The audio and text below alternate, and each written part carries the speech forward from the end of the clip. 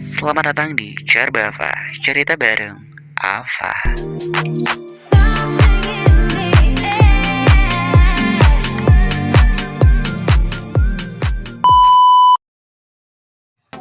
Assalamualaikum warahmatullahi wabarakatuh. Waalaikumsalam.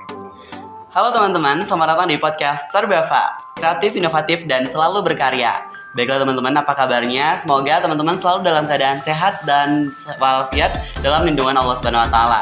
Bagi teman-teman yang sakit, semoga Allah cepat mengangkat penyakitnya dan diberikan kesehatan. Baiklah teman-teman, seperti yang teman-teman lihat, kali ini aku Davan Nurdiansyah akan menjadi host dalam podcast yang dimana kita akan berbincang asik bareng salah seorang wartawan dari Rakyat Sumbar, bener ya Om ya? Nah, dan nanti kita akan berbincang bareng dan berbincang asik dengan tema cara menjadi wartawan di usia muda.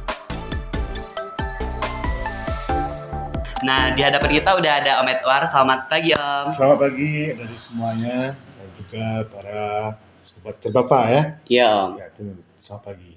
Oke, mungkin bisa diperkenalkan sedikit Om apa aja sih rutinitas Om selain dari Rakyat Sumbar, Om? Oke, terima kasih. Selamat pagi. Terima kasih Dava sudah diundang di acara podcast Cerbava ya. Iya. Suatu penghargaan juga bagi kami karena diundang untuk menjadi narasumber atau sedikit berbagi di sini dalam podcast Cerbava ini. Sebelumnya saya memperkenalkan diri, nama saya Edward. Sehari-hari saya bertugas di Harian Umum Rakyat Sumbar sebagai redaktur, merangkap juga sebagai wartawan. Ya. Untuk kita sehari-hari ya seperti rutinitas biasa ya Dava ya. Iya. Pertama liputan berita, lalu kemudian sorenya kita jadi editor ya, mengedit berita yang masuk dari 10 wartawan di daerah. Lalu kemudian setelah selesai lalu kemudian dikirimkan ke percetakan seperti itu. Nah, untuk kita lainnya ya tidak lebih dari ya seputar kegiatan jurnalistik lah. Tidak keluar dari zona ya itu. Gitu. Jadi ya pekerjaan biasa dilakukan oleh wartawan lah ya. ya. Bisa dilakukan oleh wartawan. Nah teman-teman, kalau kita berbicara nih Om ya tentang generasi muda dan apa sih sebenarnya generasi muda itu bisa nggak sih Om menjadi seorang wartawan? Bisa. Ya, terima kasih Dava. Ya, pertanyaan yang sangat menarik ya. Ya, usia muda bukan halangan sebenarnya ya, bukan halangan untuk menjadi apa saja ya, termasuk juga menjadi seorang wartawan ya. Karena jika ada misalnya anak-anak usia SMP, SMA atau mungkin SD barangkali ya yang tertarik untuk dunia wartawan ini, ya bisa saja. Nah, artinya bahwa mereka punya bakat, mereka punya potensi.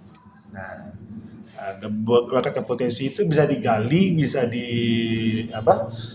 diasah terus gitu kan, bisa dilatih terus, sehingga nantinya betul-betul keinginan itu atau bakatnya itu bisa menjadi kenyataan nantinya bahwa dia betul-betul menjadi seorang wartawan seperti itu. Jadi nggak ada istilah wartawan ini, nggak ada istilah apa ya, umur itu nggak ada. Yang penting bakatnya ada nggak? Ada bakatnya nggak? Ada potensinya nggak? Nah, bisa aja menjadi seorang wartawan itu. Yang penting dasarnya adalah dia ada bakat menulis, dia pernah mungkin tertarik dengan dunia cuap-cuap misalnya, dunia bicara ini seperti atau dunia liputan misalnya, dia tertarik untuk pergi ke sana atau kemana-mana gitu kan. Nah, karena hasil dari jurnalistik itu adalah sebuah karya. Karya itu bisa dalam bentuk tulisan, berita, bisa dalam bentuk opini juga, bisa dalam bentuk artikel juga seperti itu, atau untuk di dunia visualnya itu kan, bisa semacam video segala macamnya. Jadi jurnalis itu bisa jadi jurnalis koran, televisi, online dan sebagainya. Gitu ya. Jadi banyak nih. Jadi teman-teman perlu kita ketahui bahwa sebenarnya kita nggak ada batasan ya Om untuk menjadi seorang wartawan. Jadi siapapun bisa ya Om ya, dari segala bentuk umur. Nah kalau berbicara tentang kualifikasinya itu seperti apa aja Om? Kayak kriteria untuk menjadi seorang wartawan wartawan di usia muda itu seperti apa kualifikasinya Om? Atau kriteria lah Om gitu? Ya, kalau secara kualifikasi khusus sih sebenarnya nggak ada ya. Yang penting dia punya bakat nggak menjadi seorang jurnalis. Ya, kalau memang usia SD pun dia punya bakat, ya apa salahnya? Ya, kayak yang sudah pernah kita lakukan gitu kan, kita melatih anak SMP, kita coba melatih anak SMA gitu kan, bahkan sekarang pun kita juga melatih anak SD. Nah, mungkin tidak terbayang mungkin bagi orang-orang lain atau bagi orang banyak, kok bisa anak SD jadi jurnalis gitu kan? Semua itu nggak ada yang nggak bisa, semuanya nggak ada yang nggak bisa, ya bisa semua. Yang penting dia ada punya kemampuan enggak, punya bakat enggak, punya potensi enggak, ya sudah. Silakan kita maksimalkan, kita gali, kita asah, kita latih gitu kan.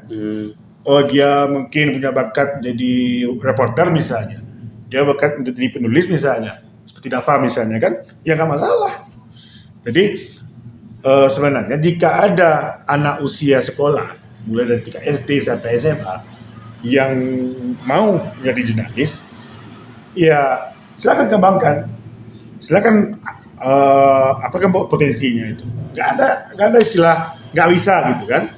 Dan satu lagi mungkin ya Dava ya, bahwa nggak ada istilah halangan pantangan jadi wartawan itu nggak ada, di jurnalis itu nggak ada. Semua itu bakat kita, gantung diri kita, ya. Misalnya Dava ingin jadi jurnalis, bisa ingin jadi wartawan misalnya, oke, silakan kembangkan kemampuannya. Atau mungkin nanti bisa juga kita dimaksimalkan misalnya, coba lihat-lihat kerja wartawan itu apa gitu kan, latihan-latihan liputan misalnya, ya, latihan coba wawancara misalnya, kayak di mana di SMA 1 ya, di sekolah Dava misalnya, kan ada unit kegiatan jurnalistik ada kan, ya itu udah bagus itu sebenarnya, ya artinya bahwa dengan adanya unit kegiatan jurnalistik, unit kegiatan siswa dan jurnalistik itu kan bisa setiap ada acara di sekolah silakan diliput, silakan diwawancarai narasumbernya, silakan ambil kameranya, ambil videonya. Jadi nggak ada istilah apa, oh deh balik tuh mah nggak bisa atau udah nggak ada. Tergantung diri kita, kemampuan kita. Sekarang saya tanya ke Dava. Dava kenapa mau menulis? Karena hobi ya. Karena hobi. Ya sama juga dengan jurnalistik ini. Jika punya bakat, punya hobi, ya sudah kembangkan. Asal terus kemampuan.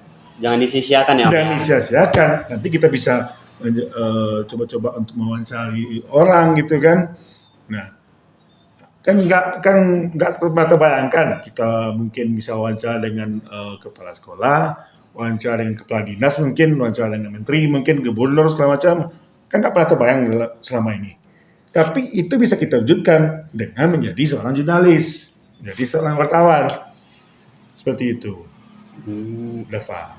Oke Om, nah kalau berbicara nih Om, tadi kan kita bilang tentang wartawan nih, jadi cara jadi wartawan. Tapi kalau sebenarnya mungkin kebanyakan orang-orang merasa bosan Om, karena mereka nggak tahu apa yang mereka dapatkan dengan menjadi wartawan. Emangnya benefit menjadi wartawan itu seperti apa sih Om? Mungkin bisa dijelaskan kepada teman-teman sehingga teman-teman pun tahu apa sih yang menjadi manfaat ketika ia menjadi seorang wartawan. Ya, ketika kita memilih hidup untuk menjadi seorang wartawan ya, memilih dari seorang wartawan gitu kan, itu sebenarnya keuntungan sendiri itu kita dapatkan. Misalnya ketika kita melamar di satu media misalnya, ya, kita melamar di satu media, diterima jadi seorang wartawan, dia otomatis kita ilmu dapat, ya kan, pengalaman dapat, ya otomatis juga rezeki juga dapat, cuan juga dapat gitu kan. Nah itu aja.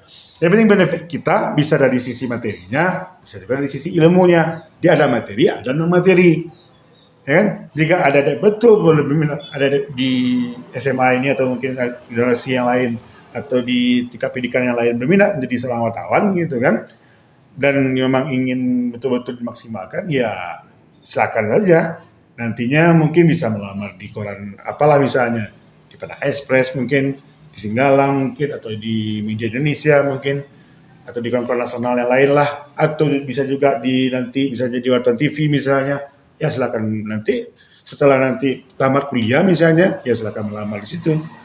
Nanti otomatis ya kita dapat ilmu, kita dapat pengalaman, dan juga tidak ketinggalan ya, udah pasti cuan. Cuan. Jadi nggak main-main ya Om ya. Jadi nggak cuman sekedar meliput berita, tapi kita juga dapat uang ya Om ya, dari Dapat. apa yang kita hasilkan.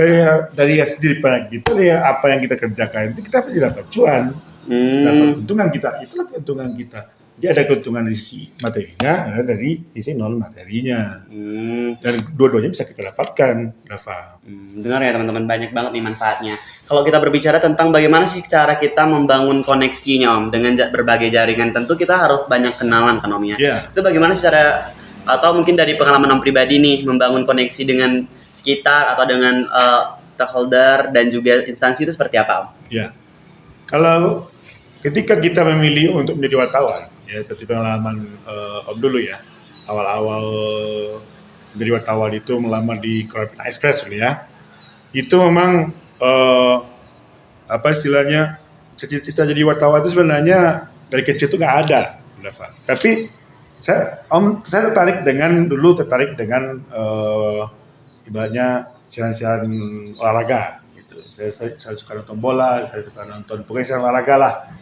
Saya juga mungkin dulu sering juga ngomong-ngomong sendiri gitu kan. Ya seperti layaknya seorang reporter televisi misalnya. Iya. Saya dulu belum sekolah, saya sudah bisa baca koran. Saya belum sekolah sudah bisa baca koran loh, Pak. Ya. Jadi mungkin dari hal-hal kecil seperti itu, ketika kebiasaan kita waktu kecil itu, sehingga nanti ketika kita sudah dewasa, nah mungkin inilah hobi kita. Itu natural kan? Artinya itulah hobi kita. Karena dari kecil kita suka baca koran, kita suka mungkin ngomong-ngomong sendiri gitu kan, suka melakukan reportasi televisi itu misalnya, seperti melaporkan kegiatan siaran olahraga atau siaran apa gitu kan. Nah, mungkin itu ya merasa mungkin itu udah bakat natural aja lah. Bakat dari kecil dulu, artinya sekarang ya mungkin takdir hidup ya menjadi seorang wartawan. Nah, bagaimana cara membangun koneksi kita dari wartawan itu ada.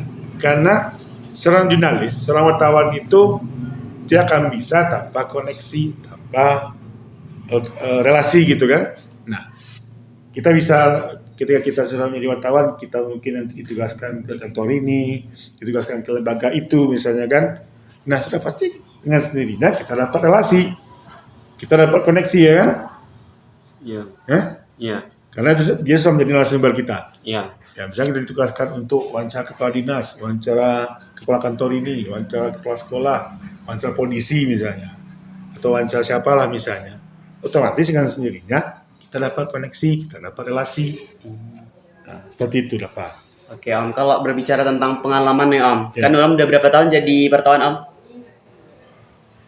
Kan jadi wartawan sejak tahun 2007, Dava. Oh 2007, seumuran sama Dava Om.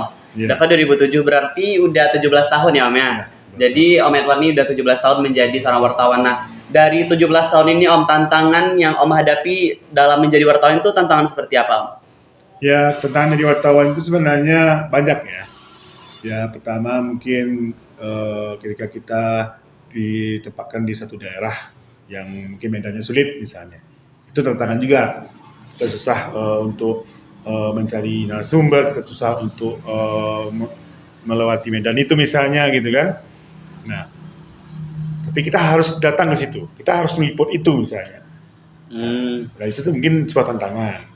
Lalu kemudian tantangan lainnya misalnya ketika kita butuh narasumber itu, tapi ternyata narasumber itu tidak bersedia untuk diwawancarai mungkin, dan ketika dihubungi HP-nya mati, sementara kita harus dapat narasumber itu misalnya.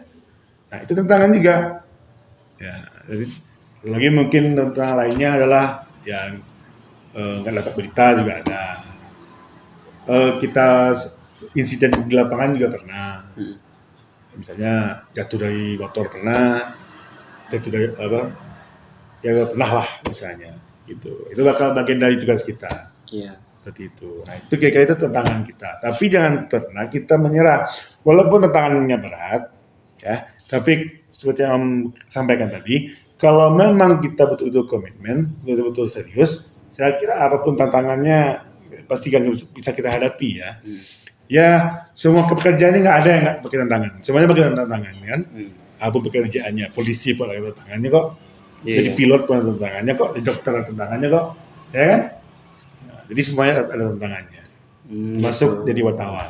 Kan kalau misalnya biasanya ya Om ya, untuk ada profesi profesi sesuatu dan wartawan nih misalnya, itu ada kode etik biasanya kan Om ya. Ya. Dan ada prinsip-prinsip yang harus dipegang kuat dan teguh oleh seorang wartawan, itu biasanya apa aja Om?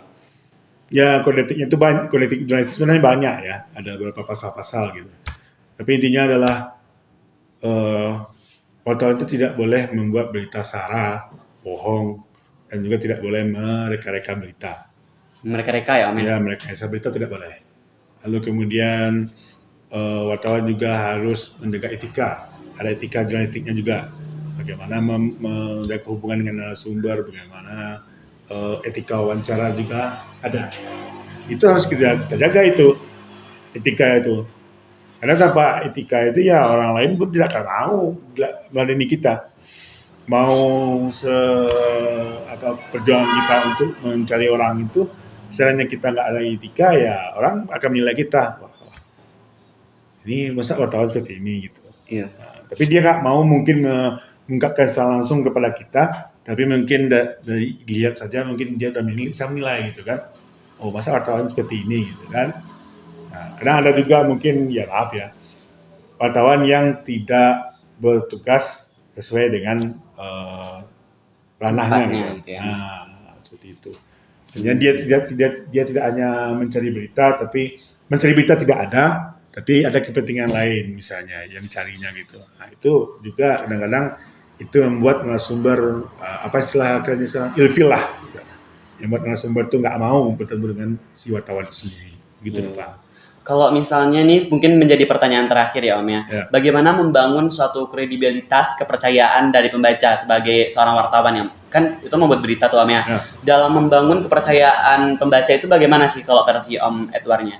Ya, kalau kepercayaan pembaca atau masyarakat itu adalah kita harus menghasilkan berita itu sesuai dengan fakta yang ada dan tidak dibuat-buat gitu.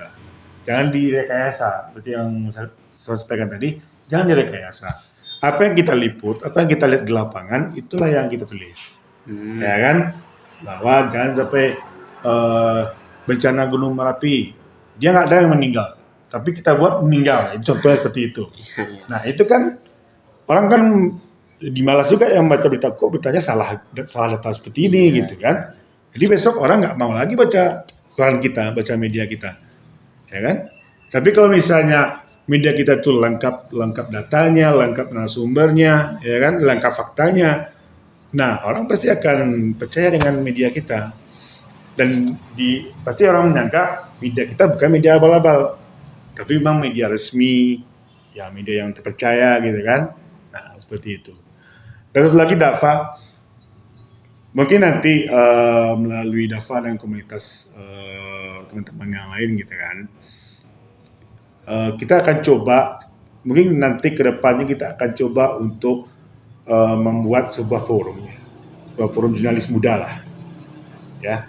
Mungkin siapa yang bergerakkan misalnya dapat dengan teman-teman di forum anak ini ada mungkin bisa dibuat nanti semacam sub cabang atau sub bagian gitu kan, ya. Mungkin dibuatlah bentuk semacam bagian kehumasannya lah, ya kan. Nah, Om punya rencana mungkin bisa dikolaborasikan dengan Dafa dan teman-teman. Bagaimana nanti seandainya jika ada teman-teman, ya rekan-rekan Dafa yang berniat berlatih jadi jurnalis, nanti kita bikin aja forum diskusinya. Nah, kita bikin aja pertemuannya nanti. Sesuai tadi ada dari tema perbincangan kita hari ini menjadi wartawan usia muda, nanti kita akan ada follow up-nya. Ada kelanjutannya ya? Ada kelanjutannya. Jadinya jangan hanya sekedar kita dialog di sini, tapi follow up-nya nggak ada gitu kan? Ya, saya kira itu cuma aja sebenarnya. Karena kalau ngomong ini semua orang bisa gitu kan? Iya. Tapi aplikasinya mana? Ya, nggak ada penerapannya dalam kehidupan. Aplikasinya mana? Dalam kenyataan dalam hidup sehari-hari mana dia aplikasinya? Mana dia wujudnya? Mana faktanya? Ya kan? Orang pasti akan bertanya. Nah, ketika podcast Dava ditonton orang, nantinya didengarkan orang, misalnya menjadi wartawan di usia muda, tapi hanya sebatas untuk selesai di sini saja gitu kan. Tapi nggak ada kita wujudkan, ada aplikasinya. Ya orang jadi kurang ini juga sebenarnya.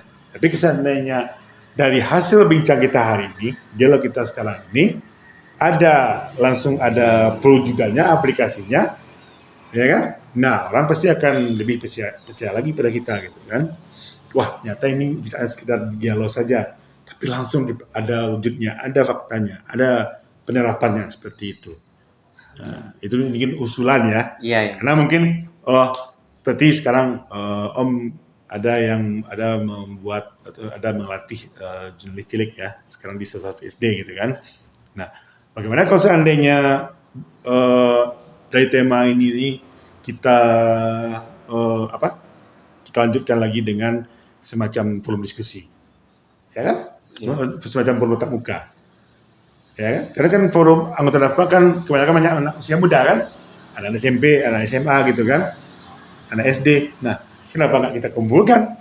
Kita bikin forum diskusi, kita ambil temanya tentang jurnalis muda ini, menjadi wartawan di usia muda, tapi dalam bentuk forum diskusi.